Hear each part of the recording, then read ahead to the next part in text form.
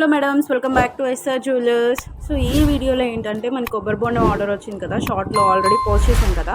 So దానికి ఏమేమి కావాలో చూసుకుందాం. ముందైతే బోండా తీసుకున్నాను. అండ్ నాకు కావాల్సిన కలర్ పెయింట్స్ ఏంటి 3 కలర్ పెయింట్స్ అయితే నాకు కావాలండి, నాకు పెట్టిన రిఫరెన్స్ ప్రకారం. So green, red and gold colour అయితే నేను తీసుకున్నాను. గ్రీన్ అయితే ఒక పేర్ తీసుకున్నాను, సో యూజ్ అవుతాయి కదా అనేసి.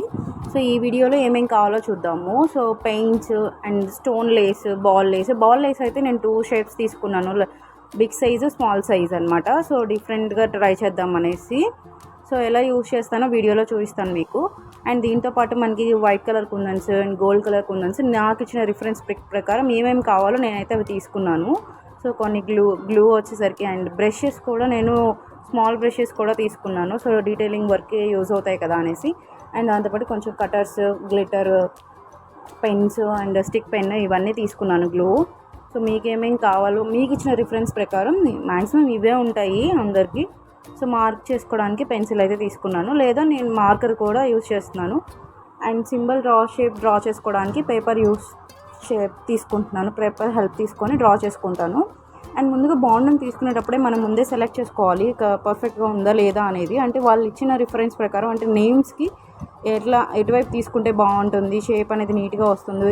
నాకు ఇచ్చిన నేమ్స్ ప్రకారం పెద్దవి అనమాట. సో రిఫరెన్స్ పిక్ అయితే ఇది గైస్, వాళ్ళు ఇచ్చింది.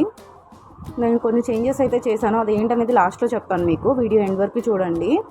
సో ఏంటంటే ముందుగానే నేను పేపర్ మీద నేమ్స్ రాసుకొని, సో ఎంతవరకు సరిపోతుంది అనేది చూసుకొని దాన్ని బట్టి నేను కట్ చేసుకున్నాను పేపర్ అనేది. నీట్గా ఇట్లాగా మనం ఎడ్జెస్ అనేది హోల్డ్ చేస్తూ డ్రా చేసుకుంటే షేప్ అనేది చాలా నీట్గా వస్తుంది. చూడండి, చాలా నీట్గా డ్రా చేసుకోవాలి. స్లోగా డ్రా చేసుకుంటే ఏంటంటే నీట్గా అనేది వస్తుంది. నేను కొంచెం వీడియో లెంత్ అవుతుందని చెప్పేసి నేను స్పీడప్ చేశాను. చూసారా ఫినిషింగ్ ఎలా ఉందో. సో చాలా నీట్గా వచ్చింది కదా. అండ్ నెక్స్ట్ ఏంటంటే పెయింట్ అనేది వేసుకుందాము. కొంచెం ఏమైనా చేంజెస్ ఉంటే మనం తర్వాత అయినా డ్రా చేసుకోవచ్చు. సో గ్రీన్ కలర్ పెయింట్ అయితే నేను ఈ పెయింట్స్ అయితే తీసుకున్నాను. అరౌండ్ నాకు బాటిల్ 25 to 30 రూపీస్ పడింది గైస్. సో 4 బాటిల్స్ అయితే తీసుకున్నాను. సో పెయింట్ స్టార్ట్ చేస్తున్నాను. గ్రీన్ కలర్ కూడా మీరు చాలామంది అడుగుతున్నారు, ప్యాచెస్లో వచ్చేస్తుంది అక్క, ఏమైనా టిప్ చెప్పమని అడిగారు. సో ఇదేంటంటే మనము ప్యాచెస్లో వచ్చేస్తుంది అంటే ఎక్కువ మందంగా ఫస్ట్ వేసేయకూడదు. ఒక లేయర్ ఆరిన తర్వాత ఇంకొక లేయర్ వేసుకోవాలి. నేనైతే ఒక ఓవర్ నైట్ వదిలేసాను డ్రై అవ్వడానికి. సో నీట్గా వస్తుంది డ్రై అవుతుంది కాబట్టి. లేదంటే పెళ్లి కూతురు బోండం పట్టుకున్నప్పుడు ఏంటంటే చేతికి అంటుకుపోతుంది పెయింట్ అనేది. సో డ్రై అయిన తర్వాత చూడండి కలర్ చాలా థిక్గా ఉంది కదా. నీట్గా ముందు గ్రీన్ కలర్ అయితే వేసుకుంటున్నాను. సో మార్కింగ్ వేసుకున్నాం కాబట్టి ఆల్రెడీ మనం ఆ సింబల్ అనే షేప్ అనేది నీట్గా మనకు కనిపిస్తుంది. నాకు బై మిస్టేక్ ఏంటంటే బ్యాక్ సైడ్ నుంచి పడిపోయింది. సో అయినా రెడ్ కలర్తో కవర్ చేసేయచ్చు అది. చూసారా పల్చగా వేస్తే మనకి డ్రా చేసింది కూడా ట్రాన్స్పరెంట్గా కనిపించేస్తుంది చూడండి సింబల్ అనేది. సో కొంచెం డ్రై అయిన తర్వాత ఒక లేయర్ వేసుకోండి. సో అప్పుడే నీట్గా ఉంటుంది మనకి ఫినిషింగ్ అనేది. చాలా పల్చగా వేసుకోండి ఫస్ట్. నాకైతే ఇది ఫస్ట్ బోండం అనమాట, ఫస్ట్ ఆర్డర్ కొబ్బరి బోండం అయితే కొంచెం ఎగ్జైట్మెంట్గా ఉంది, కానీ భయం కూడా వేస్తుంది. సో ఎలా వస్తుంది ఏంటి అవుట్పుట్ అనేది. సో వీడియో ఎండ్ వరకు చూసి ఎలా ఉందో మీరే చెప్పండి. సో మీకు రిఫరెన్స్ పిక్ చూపించాను కదా, సో లాస్ట్ వరకు చూడండి. సో ఇదిగో స్మాల్ బ్రషెస్ యూజ్ చేస్తానని చెప్పాను కదా, ఇట్లా ఎడ్జెస్ కోసం అయితే నేను స్మాల్ బ్రషెస్ యూజ్ చేశాను. అండ్ వీడియో ఫాస్ట్గా లెంత్ ఎక్కువ అవుతుందని స్పీడప్ చేశాను. మీరైతే నేను స్లోగా వేసుకోండి డ్రై అవ్వడానికి. రెడ్ కలర్ అయితే నేను గ్లిటర్ కలర్ తీసుకోలేదు, అవైలబుల్గా లేదు నాకు అక్కడ. అండ్ టాప్ వచ్చేసరికి నేను గోల్డ్ కలర్తో కోటింగ్ చేసుకుంటున్నాను. సో వాళ్ళు ఇచ్చిన రిఫరెన్స్ ప్రకారం అలాగే ఉంది. సో లేదు అంటే మీరు డిఫరెంట్ కలర్స్ అయినా ట్రై చేయొచ్చు. ఏ కలర్ వేసినా సరే ముందు ఒక కలర్ డ్రై అయిన తర్వాత ఇంకొక కలర్ వేయండి. టైం గ్యాప్ ఇవ్వండి, ఒక్కొక్క కోటింగ్కి ఒక్కొక్క కలర్కి టైం ఇవ్వండి. అప్పుడే నీట్గా ఫినిషింగ్ అనేది ఉంటుంది, మీకు కూడా డిస్టర్బ్ అవ్వకుండా ఉంటుంది. లేదంటే మీరు వేస్తుంటేనే లేయర్స్గా వచ్చేస్తుంది అది. అండ్ పెయింట్స్ కూడా మంచి పెయింట్స్ తీసుకోండి, తీసుకునేటప్పుడు సెలెక్ట్ చేసుకునేటప్పుడు చూసుకోండి. కొంచెం కాస్ట్ ఎక్కువైనా మంచిగా తీసుకోండి. సో ఏంటంటే కస్టమర్ రివ్యూ బాగుంటారు కదా, మనకి మంచిగా ఆర్డర్స్ వస్తాయి. ఇలా అయితే పెయింట్ చేసేసుకుంటున్నాను. సో ఇది మొత్తం డ్రై అయిన తర్వాత ఓవర్ నైట్ డ్రైయింగ్ వదిలేసాను నేను. తర్వాత ఎర్లీ మార్నింగ్ ఇలా స్టిక్ చేసుకుంటున్నాను. 2 కోటింగ్స్ వేసేసాను నేను. ముందు రోజే మార్నింగ్ స్టార్ట్ చేశాను. సో ఈవినింగ్ వరకు ఉంచి సెకండ్ కోటింగ్ వేసి మళ్ళీ నైట్ అంతా డ్రై అవ్వనిచ్చాను. నెక్స్ట్ ఇలా స్టిక్ చేసుకుంటున్నాను. ఈ లేసెస్లో కూడా టిప్స్ ఏంటంటే ముందుగానే మీరు చూసుకొని కట్ చేసేసుకోండి, మెజర్ చేసుకొని కట్ చేసుకోండి. లేదంటే అట్లా పెట్టుకొని కట్ చేసుకోవాలంటే లేచి పక్కకు పోతూ ఉంటుంది, గమ్ అనేది అది అలా డిస్టర్బ్ అవుతుంది. సో నేను చేసిన మిస్టేక్ మీరు చేయకండి. నేను కొన్ని స్టిక్ చేసుకున్నాను, కొన్ని ఏమో కట్ చేయడం మర్చిపోయాను. సో అందువల్ల నాకు మొత్తం గమ్ అనేది స్ప్రెడ్ అవుతుంది.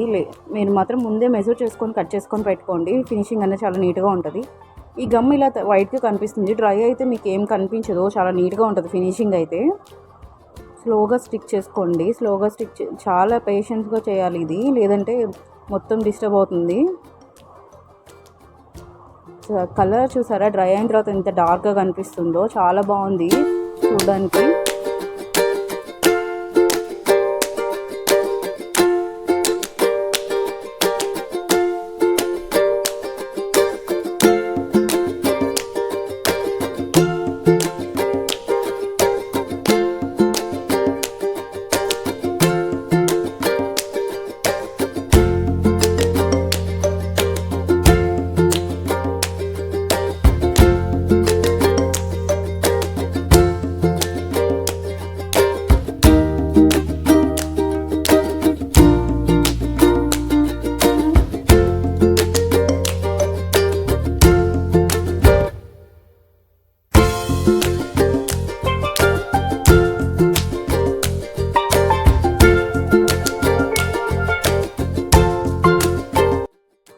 చూసారా, ఇది కంప్లీట్ అయింది స్టిక్ చేయడము. సో నాకు లాస్ట్లో ఒక 3 లైన్స్ అయితే సరిపోలేదు, సో అందుకని మళ్ళీ స్టిక్ చేసుకున్నాను. పూర్తిగా డ్రై అయిన తర్వాతే మళ్ళీ నేను వైట్ కలర్ కుందన్స్ అయితే స్టిక్ చేస్తున్నాను. సో చూసారా, అది మీకు ఎక్కడ వైట్గా కనిపించట్లేదు కదా, డ్రై అయిన తర్వాత స్టిక్ చేసుకోండి, లేదంటే మళ్ళీ మొత్తం చేతికి వచ్చేస్తుంది అది మళ్ళీ మీకే. సో వైట్ కలర్ కుందన్స్ కూడా నేను ఏం చేశానంటే మీడియం సైజ్ తీసుకున్నాను. నాకు యాక్చువల్లీ దాంట్లో ఉంది స్మాల్ సైజ్ అనమాట, నాకు అవి దొరకలేదు. సో మీడియం సైజ్ తీసుకున్నాను. సో ఇవి కూడా బాగానే ఉన్నాయి, కొంచెం పెద్దగా అనిపిస్తాయి అనుకున్నాను, కానీ బాగానే ఉన్నాయి. సో మీకు ఎలా అనిపించింది అనేది కామెంట్ చేయండి. సో నీట్గా 1 by 1 స్టిక్ చేసుకోవాలి. ఈ కర్వ్స్ దగ్గర కూడా చాలా బ్యాలెన్స్గా నీట్గా వేసుకోవాలి, లేదంటే షేప్ అవుట్ అయిపోతుంది. అండ్ మీకు లాస్ట్కి వచ్చేసరికి ఏంటంటే నీట్గా అడ్జస్ట్ చేసుకోండి. ఒకవేళ ఒకటి ఎక్స్ట్రా అలా ఉంటే ఎక్స్ట్రా పడుతుంది కానీ అది బయటకు వచ్చేస్తుంది అన్నట్లు ఉంటే మాత్రం ముందే అడ్జస్ట్ చేసేసుకోండి. అడ్జస్ట్ చేసుకుంటే ఏంటంటే నీట్గా ఉంటుంది ఫినిషింగ్ అనేది. సో ఏదైనా సరే స్టెప్ బై స్టెప్ ప్రతి ప్రాసెస్లో మీరు ప్రతి కుందన్ స్టిక్ చేయాలన్నా సరే, లేదా కలర్ వేయాలన్నా సరే డ్రైయింగ్కి వదిలేయాలి. స్టెప్ బై స్టెప్ చాలా నిదానంగా డ్రై అయిన తర్వాతే చేసుకోండి, లేదంటే మొత్తం పాడైపోతుంది. పెయింట్ అయినా సరే కుందన్స్ అయినా స్టెప్ బై స్టెప్ డ్రై అయిన తర్వాతే స్టిక్ చేసుకోండి. చూడండి, నేను 1 by 1 డ్రై అయిన తర్వాత స్టిక్ చేస్తున్నాను, మీకు వీడియోలో కూడా కనిపిస్తుంది. చూసారు కదా. సో కర్వ్ దగ్గరికి వచ్చేసాం కదా మనం. సో నేను చెప్పినట్టుగా కర్వ్ దగ్గర ఏమన్నా మీకు అటు ఇటు కొంచెం ఒక బీడ్ కొంచెం ఎక్కువ అవుతుంది అంటే ముందు వాటిని కొంచెం అడ్జస్ట్ చేసేసేయండి. సో పెద్ద డిఫరెన్స్ ఏమి అనిపించదు, మరీ దగ్గరగా ఉన్న కొంచెం జరిగితే మీకు ఆ డిస్టెన్స్ అనేది కవర్ అవుతుంది. సో నేనైతే కొంచెం అడ్జస్ట్ చేశాను, ఆ మిడిల్ పాయింట్ దగ్గర అయితే నాకు కొంచెం ఒకటి గ్యాప్ వచ్చింది, సో అది కవర్ చేసేసాను చూడండి. సో ఇలా అడ్జస్ట్ చేసుకోండి. సో ఫినిషింగ్ అనేది చాలా నీట్గా ఉంటుంది. ఆ షేప్ అనేది రాకపోతే మనకి ఫినిషింగ్ బాగోదు చూడడానికి. చూసారా, చాలా నీట్గా వచ్చింది, నాకైతే భలే నచ్చింది, ఫస్ట్ టైం చేస్తున్నా కానీ. సో డ్రై అయిన తర్వాత చూడండి ఎంత డార్క్గా కనిపిస్తుంది అసలు, రెడ్ కలర్ అయితే చాలా బాగుంది కదా. అండ్ నేను ఈ నేమ్స్ వచ్చేసరికి ఏంటంటే OHB షీట్ మీద మీకు ఆల్రెడీ నేను గోల్డ్ కలర్ లేస్ చూపించాను కదా స్మాల్ సైజ్ది. సో వాటి నేమ్స్ అయితే నేను OHB షీట్ మీద ఇట్లా ముందే స్టిక్ చేసుకున్నాను. స్టిక్ చేసుకొని డ్రై అయిన తర్వాత ఇట్లా కట్ చేసుకున్నాను అనమాట లెటర్స్ లాగా. సో స్టిక్ చేసుకోవడానికి ఈజీగా ఉంటుంది కదా అనేసి జస్ట్ నేను ఒకసారి అలా పెట్టి చూస్తున్నాను, అంటే ఇలా బాగుందా అలా బాగుందా అని గమ్ పెట్టాను. మామూలుగా అయితే పడిపోతాయి కదా, సో అలాగా మళ్ళీ పడిపోయిందని చెప్పకండి, అది ఆల్రెడీ పడిపోయింది, నేను చూసుకోలేదు. అండ్ తర్వాత స్టోన్ లేస్ తీసుకున్నాను కదా. సో ఇవి అయితే మనకి వాళ్ళు ఇచ్చిన రిఫరెన్స్ల ప్రకారం స్క్వేర్ బాక్సెస్ అయితే వస్తాయి. సో ఈ క్లిప్ మిస్ అయింది, కరెక్ట్గా నేను అది రికార్డ్ చేసే టైంకి పవర్ కట్ అయిపోయింది. సో వీడియో అయితే తీయలేకపోయాను. సో ఇంక ఇమీడియట్గా ఎర్లీ నెక్స్ట్ డే డిస్పాచ్ చేయాలి కాబట్టి నేను టార్చ్ పెట్టుకొని స్టిక్ చేసేసాను అది. సో ఆ క్లిప్ అయితే మిస్ అయింది గైస్. ఇంకా ఆ బాక్సెస్లో ఏంటంటే గోల్డ్ కలర్ కుందన్స్ అయితే స్టిక్ చేసుకుంటున్నాను. సో అవుట్పుట్ ఎలా ఉంది అనేది చూడండి. సో లాస్ట్ వరకు చూస్తే మీకే అర్థమవుతుంది కదా. అండ్ నేను కొన్ని చేంజెస్ చేశానని చెప్పాను కదా, అవేంటో చెప్తానన్నాను కదా లాస్ట్లో.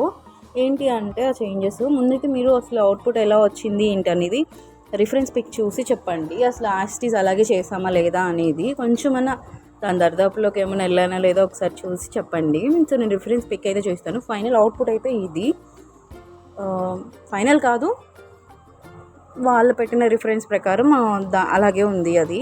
సో అలాగే చేశానా లేదా అనేది కామెంట్ చేయండి. సో నాకు వాయిస్ ఓవర్ ఇవ్వడం కూడా లాంగ్ వీడియో ఇదే ఫస్ట్ టైము. సో నాకు ఏం మాట్లాడాలో కూడా నాకు తెలియట్లేదు. కొంచెం ఏమైనా మిస్టేక్స్ ఉంటే అడ్జస్ట్ అవ్వండి, చిన్నగా అలవాటు చేసుకుంటాను. అండ్ నేను చేసిన చేంజెస్ ఏంటి అంటే దీనికి బోసిగా అనిపించింది నాకు కాడ. సో దీనికి ఏం చేశానంటే నేను gold and ball lace and kundan lace నా దగ్గర ఉంది, అది వేసేసాను నేను. ముత్యం లేస్ అంటారు, ముత్యాల లేసు, అది వేసేసాను. సో కొంచెం నీట్గా అనిపించింది. అండ్ నేమ్స్ కూడా బోల్డ్గా కనిపిస్తే మధ్యలో వైట్ కలర్ కుందన్స్ స్టిక్ చేశాను. అవి ఏంటంటే నైట్ టైం బాగా షైన్ అవుతూ ఉంటాయి నేమ్స్ అనేది, నేమ్స్ ఎక్కువ ఎలివేట్ అవుతాయి కదా. సో అందుకైతే నేను అలా చేశాను. Thank you for watching. Next వీడియోలో కలుసుకుందాం.